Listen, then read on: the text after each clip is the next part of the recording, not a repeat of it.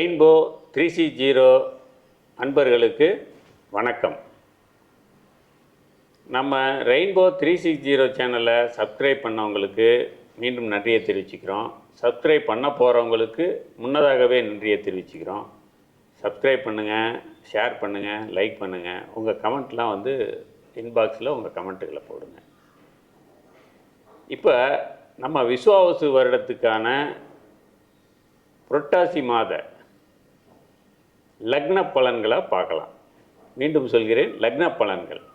எல்லாரும் ராசி பலனே சொல்லிகிட்டு இருப்பாங்க. நீங்கள் என்ன லக்ன பலன்னா, ஜோதிட முறைப்படி ராசி பலனை விட லக்ன பலன் சிறப்பாக பலன் தரும் என்பதை அறிந்து நம்ம சேனலில் லக்ன பலனை நம்ம போட ஆரம்பிச்சிருக்கோம்.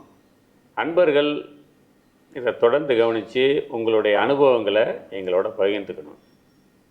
இப்போ லக்னமே தெரியாது அப்படின்னா என்ன பண்ணுறது அப்படின்னா, ஒன்றும் பிரச்சனை இல்லைங்க. நம்ம டிஸ்கிரிப்ஷனில் கொடுத்துருக்க வாட்ஸ்அப் நம்பருக்கு உங்களோட பிறந்த குறிப்புகளை அனுப்புனா உங்களுக்கு உங்களோட லக்னம் என்னன்னு கணித்து அனுப்பப்படும். அதை வச்சு நீங்கள் லக்ன பலனை பார்த்துக்கலாம். ஓகே, இப்போ நம்ம லக்ன பலனுக்குள்ளே போவோம். கடக லக்ன அன்பர்களே, நீண்ட தூரத்திலிருந்து புத்திரர்கள் தங்களை நாடி வரும் வாய்ப்புள்ளது. சிலர் புதிய வாகனங்கள் வாங்கும் யோகம் அமைந்துள்ளது. குரு செவ்வாய் தொடர்பு பெற்றிருக்கிறதுனால சிலர் வியாபார நிமித்தமாக புதிய வாகனங்கள் வாங்கும் வாய்ப்புண்டு. சிலர் திடீரென்று ரியல் எஸ்டேட் தொழிலில் இறங்குவாங்க. அதற்கான சாதகமான சூழ்நிலை அமையும். சுக்கிரன், கேது மற்றும் செவ்வாய்க்கு இடையில் சூரியன், சனி சம்பந்தம் பெறுவதனால தாம்பத்திய கோளாறு காரணமாக இருந்து வந்த நோய் சிலருக்கு தீரும் மாதம் இது.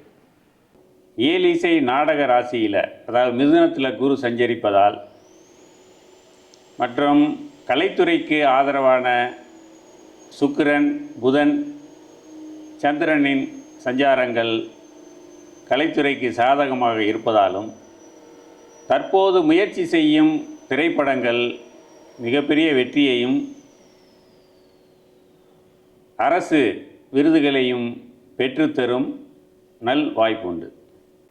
சனிக்கு 6ஆம் இடத்துல பகை பெற்ற சுக்கிரன், கேது சஞ்சரிப்பதால் சிலருக்கு கர்ப்பப்பை கோளாறுகள் அதீதமாக ஏற்பட வாய்ப்புண்டு. அதற்கு மாற்று மருத்துவ சிகிச்சை நல்ல பலனை கொடுக்கும். மொத்தத்தில் கடக லக்னக்காரர்களுக்கு இந்த புரட்டாசி மாதம் சிறந்த பலன்களை தரும் மாதமாகும். நன்றி, வணக்கம்.